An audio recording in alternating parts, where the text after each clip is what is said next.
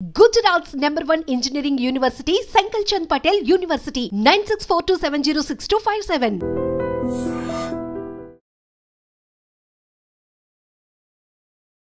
నమస్తే, welcome back to IT media. నేను మీ Jhansi. Green card కావాలి అనుకున్నప్పుడు, యుఎస్ వెళ్ళాలి, అక్కడే సెటిల్ అవ్వాలి అనుకున్నప్పుడు చాలా ప్రాసెస్ అయితే మనం చేస్తూ ఉంటాము. అందులో one of the thing I-140 process. మరి ఇది ఎలా చేయాలి, దీనికి రెగ్యులేషన్స్ ఏంటి, ఇప్పుడు తెలుసుకుందాం. ప్రస్తుతం అంతా ఉన్నారు ఇమిగ్రేషన్ అడ్వకేట్ పృథ్వీ గారు. నమస్తే సార్. నమస్తే sir. What is the process of I-140? అసలు ఏంటిది? చాలా మందికి అవేర్నెస్ లేదు. వాట్ ఈస్ I-140 అండ్ దానికి ఎలా మనం ఈ ప్రాసెస్ అంతా నడిపించాలి? I-140 is something called permanent residency in US. అక్కడ permanent job కోసం వెళ్ళే ప్రక్రియ. And by that it's we call it is green card, acquiring green card గురించి జరిగేటువంటి ఒక పద్ధతి అని చెప్పచ్చు. దీని 3 steps కింద చెప్పచ్చు అమ్మా. First step and second step is the company employer step. వాడు ఏం చేస్తాడంటే పర్మనెంట్ లేబర్ లైసెన్స్ తెచ్చుకుంటాడు. అంటే ఒక కంపెనీ ఉంది అనుకుందాం, లెటస్ ఈ iDream అనే కంపెనీ ఉంది. ఈ iDream అనే కంపెనీకి ఒక 10 మంది ఒక యుఎస్ నుంచి ఎంప్లాయీస్ కావాలి. యుఎస్ నుంచి ఎంప్లాయీస్ కావాలి అనుకుంటే ఫస్ట్ వాడు ఏం చేస్తాడంటే అప్లికేషన్ పెట్టుకుంటాడు, పర్మనెంట్ లేబర్ లైసెన్స్ కోసం పెడతాడు. పర్మనెంట్ లేబర్ లైసెన్స్లో ఏంటంటే వాడు అప్లై చేసినప్పుడు వాడు ఈ 10 మంది నీకు తెచ్చుకునేటప్పుడు ఇక్కడ ఇండియన్స్ ఎందుకు తీసుకురాలేదు అని అడుగుతాడు. అది సేమ్ వైజ్గా యుఎస్లో ఉండేటప్పుడు యుఎస్ వాళ్ళు కాకుండా నువ్వు బయట కంట్రీస్ నుంచి, ఎలియన్ కంట్రీ నుంచి ఎంత తెచ్చుకుంటున్నావు అనే దానికి వాడు సమాధానం చెప్పాలి. ఆ ఫీల్డ్కి సంబంధించిన దాంట్లో ఇంత ఎక్స్పీరియన్స్ పర్సన్ లేడు, ఎక్స్పీరియన్స్డ్ పర్సన్ అన్నవాడు నేను అడ్వర్టైజ్మెంట్ ఇచ్చుకుంటాను, లేకపోతే యుఎస్లో ఇండియాలో ఉన్నాడు, అతను నాకు కావాలి అని చెప్పేసి కన్విన్స్ చేసుకోవాల్సి వస్తాము. ఆ రకంగా వాడు I-140 ఇచ్చిన తర్వాత 1 డేలోనే అది త్రూ అయి పంపించేస్తాడు. తర్వాత ఇమీడియట్గా వాడు చేసేదంటే నెక్స్ట్ అడ్వర్టైజ్మెంట్ చేయాలమ్మా.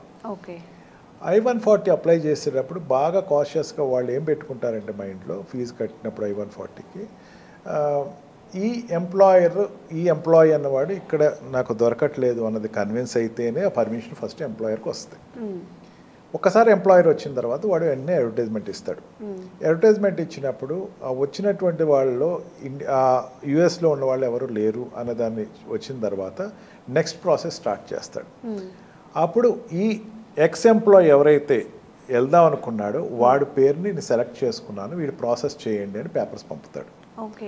వాడు ఇది 2 రకాలుగా ఉంటారమ్మా. Already existing US non immigrant, already అమెరికాలో ఉండేటువంటి నాన్ ఇమిగ్రెంట్స్ ఎవరు ఉంటారమ్మా? F1 వీసాలో కానీ, B2 వీసాలో కానీ, లేకపోతే F1 వీసాలో కానీ, లేకపోతే H1B వీసాలో ఉన్న వాళ్ళు ఉంటారు. F1 వీసా వాళ్ళు ఉండరండి, స్టూడెంట్ వీసాలో దీంట్లో ఉండరు. H1B వీసాలో కానీ, F1 వీసాలో కానీ, B2 వీసాలో కానీ, డిపెండెంట్ వీసాలో ఉన్న వాళ్ళు కానీ వీళ్ళు ఉంటారు అక్కడ.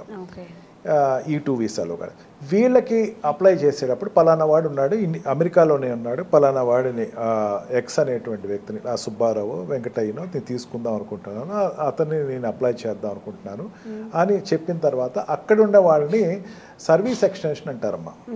అంటే వాళ్ళకి ఎక్స్టెన్షన్ సర్వీసెస్, అంటే ఆల్రెడీ H1B నుంచి పర్మనెంట్ రెసిడెన్సీ వస్తుంది. అదే కాకుండా ఇండియా నుంచి ఎవరైనా తెచ్చుకుంటున్నాను ఇట్లాగా దీనికోసం అని చెప్పేసరికి వాడికి ఇంటర్వ్యూ కండక్ట్ చేస్తారన్నమాట. వాడికి మన వీసా ప్రాసెస్ ద్వారానే వెళ్తారు. వీసా ప్రాసెస్లో వెళ్ళినప్పుడు వాడిని అడిగే క్వశ్చన్స్ వాడిని అడుగుతారు. అదంతా అయిపోయిన తర్వాత వాడు 485 డాక్యుమెంట్, వాడు I-485 డాక్యుమెంట్ వాడు సబ్మిట్ చేస్తాడు. అంటే తన గురించి చెప్పుకుంటే వాడు అప్లికేషన్ ఇస్తాడు అన్నమాట. ఆ అప్లికేషన్ ఇచ్చిన తర్వాత దాని త్రూ అయ్యి వాడికి లెటర్ వస్తుంది, నీకు ఇగో నీ జాబ్ ఇది పర్మనెంట్ రెసిడెన్సీ లేకపోతే గ్రీన్ కార్డ్ అన్నది ఇచ్చాము అని చెప్పేసి వాడు గ్రీన్ కార్డ్ ఇవ్వడం జరుగుతుంది అనమాట. ఆ గ్రీన్ కార్డ్ వచ్చిన తర్వాత ఒక 5 years నుంచి 10 years మధ్యలో వాడు పర్మనెంట్ సిటిజన్షిప్కి అప్లై చేసుకుంటాడు. అంటే from H1B visa or L1 visa or what we call E3 or E2 or ఈ వీసాస్ నుంచి మధ్యలో సిటిజన్షిప్కి అప్లై అయ్యేటప్పుడు మధ్యలో ఒక ట్రాన్స్ పీరియడే గ్రీన్ కార్డ్ అమ్మ. ఆ గ్రీన్ కార్డ్కి అప్లై చేసుకుని ఆ గ్రీన్ కార్డ్లో వాడు he will first get the permanent రెసిడెన్షిప్.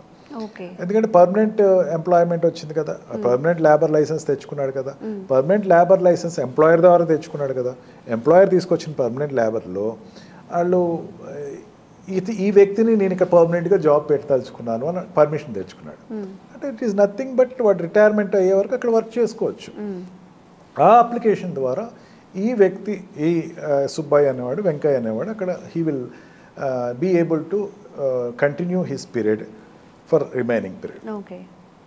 జనరల్గా ఏంటంటే ఈ ప్రాసెస్ చెప్పడం వాళ్ళు చాలా చెప్పేదంటే అంతా 6 monthsలో అయిపోద్ది అంటారు. కానీ కంపెనీ దగ్గర అప్లై చేసిన తర్వాత ప్రేమ్ అంటారమ్మా, అంటే పర్మనెంట్ లేబర్ లైసెన్స్ తెచ్చుకునేటప్పుడు ప్రేమ్ అంటుందని. ఆ ప్రేమ్ తెచ్చుకునేటప్పుడు ఆ కంపెనీ ఖచ్చితంగా చెప్పగలగాలి, ఎస్ నాకు ఈ లేబర్ లైసెన్స్ పలానా ఇంతమంది వ్యక్తులు కావాలి, 10 మంది ఎంప్లాయ్మెంట్ కావాలి, ఐ డ్రీమ్కి 10 మంది ఎంప్లాయీస్ కావాలి, వీళ్ళు యుఎస్లో ఉన్నారు, లేకపోతే వీళ్ళు యుగాండాలో ఉన్నారు, లేకపోతే వీళ్ళు లండన్లో ఉన్నారు చెప్పగలగాలి. అది త్రూ అయితేనే కానీ ఈ సుబ్బయ్య వెంకయ్య అనేవాడు అక్కడ రెసిడెన్సీ తెచ్చుకోవడానికి అవ్వదు. మోస్ట్లీ ఏంటంటే H1B వీసా వాళ్ళు, L1 వీసా వాళ్ళు, ఈ వీసాలో ఉన్న వాళ్ళు మాత్రమే ఇది అప్లై చేసుకుంటారు.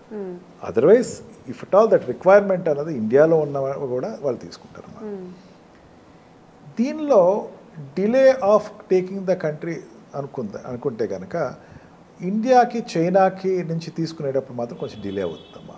Unlike other countries, some specific countries, కొన్ని స్పెసిఫిక్ కంట్రీస్లో అయితే విత్ ఇన్ మంత్స్లో అయిపోతుంది. ఇండియా నుంచి వాళ్ళు సెలెక్ట్ చేసుకునేటప్పుడు, ఎందుకంటే జనాభా ఎక్కువ మంది అక్కడ ఉన్నారు, వాళ్ళు అందరికీ ఇచ్చేసారనుకోండి, ప్రతి వాడికి వీసా గ్రీన్ కార్డ్ వచ్చేస్తుంది. అందుకని వాళ్ళకి కొంచెం లేట్ అవుతుంది. It will take 1 or 2 years పడుతుంది. మీరు లోపల 1 year లోపల వచ్చేవాడు ఉంటుంది. It depends upon the paper working of this people. Immigrant lawyer యొక్క రోల్ చాలా ఎక్కువ ఉంటుంది అమ్మ అక్కడ, ఎందుకంటే డాక్యుమెంటేషన్ అంతా అతనే చేస్తాడు. అతను మొత్తం ఆ పేపర్స్ అన్ని సబ్మిట్ చేయటం, ఆ కంపెనీ తరఫున ఇతను ఈ ఎంప్లాయీకి సంబంధించినటువంటి డాక్యుమెంటేషన్స్ అన్ని ఇన్ టైంలో సబ్మిట్ చేయటం, దాన్ని బట్టి అతని యొక్క ఈ వాట్ వి కాల్ I-140 అనేది తెచ్చుకుంటుంది ఉంటుంది. ఓకే సార్, ఇప్పుడు మనం అక్కడికి వెళ్ళాలన్నప్పుడు మీరు అన్నారు మనకి అండ్ చైనా వాళ్ళకి చాలా టైం పడుతుంది అని చెప్పి, మనం అప్లై చేయాలి అనుకున్నప్పుడు ఇక్కడ నుంచి ప్రాసెస్ ఏంటి? ఇక్కడ నుంచి అన్న స్పెసిఫిక్ ప్రాసెస్ ఉండదమ్మా. This green card is pertaining to H1B visa నుంచి కానీ or this what we call L1 వీసాలో వెళ్ళిన వాళ్ళకి మాత్రమే వస్తుందమ్మా. ఓకే. అండ్ అక్కడ ఉన్న వాళ్ళకే గ్రీన్ కార్డ్ అనేది అక్కడ ఉన్న వాళ్ళకే రెసిడెన్షిప్ వస్తుంది, ఇండియన్స్కి రాదమ్మా అంత ఈజీగా. ఇండియన్స్ అప్లై చేసేటప్పుడు అంటే కొన్ని రేర్ కండిషన్స్ అనేది తీసుకుంటారు. రేర్ కండిషన్స్లో ఒక రేర్గా తీసుకునేవాడు ఉంటారు. దాంట్లో దట్ ఆ కంపెనీ సాటిస్ఫై చేయగలగాలి.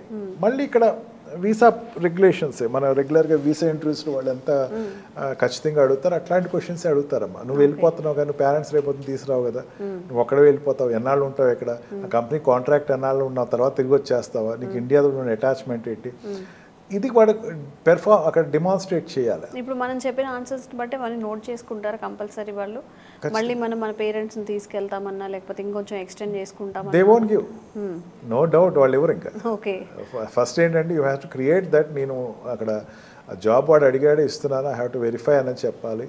అండ్ కంపెనీ అనేది జనరల్గా ఇక్కడ మారుతున్నట్టు కంపెనీస్ మారనని చెప్పాలి. He has to satisfy that board, immigration బోర్డ్ని వాడు సాటిస్ఫై చేయాలి ఫస్ట్, వీసా బోర్డ్ని సాటిస్ఫై చేయాలి, ఆ తర్వాతే వాళ్ళకి వస్తుంది. Generally this H1B, I mean sorry, this I-140 will be only for the Indians who are residing in America. Okay. Already వాళ్ళకి H1B వీసాలో కానీ L1 వీసా కానీ ఈ టూలో కానీ ఉంటారు వాళ్ళు ఆల్రెడీ, వాళ్ళకే వస్తుంది తప్ప కొత్తగా ఉన్న వాళ్ళకి అగైన్ వాళ్ళు H1B వీసా తెచ్చుకోవాలా. మీరు అడిగినట్టు వాడు H1B వీసా తెచ్చుకోవాలా, అక్కడ ఉన్నప్పుడు వాడు నాకు కావాలి అని కంపెనీ చెప్పగలగాలి. అంటే కంపెనీకి ఎంత కాన్ఫిడెంట్ ఉండాలో చూడండి. నీ యొక్క ఎగ్జిస్టెన్స్ అనేది very much important. You have ask right question. నువ్వు రావాలి అనుకుంటే you must be very much dedicated to the company. నువ్వు చాలా డెడికేటెడ్గా నీ రోల్ అనేది 100% చేస్తే వీడు నాకు కావాలి, వీడి గ్రీన్ కార్డ్ నేను అప్లై చేయాలి అనుకున్న వాళ్ళకి the company will definitely opt for it. Okay, thank you sir. Thank you.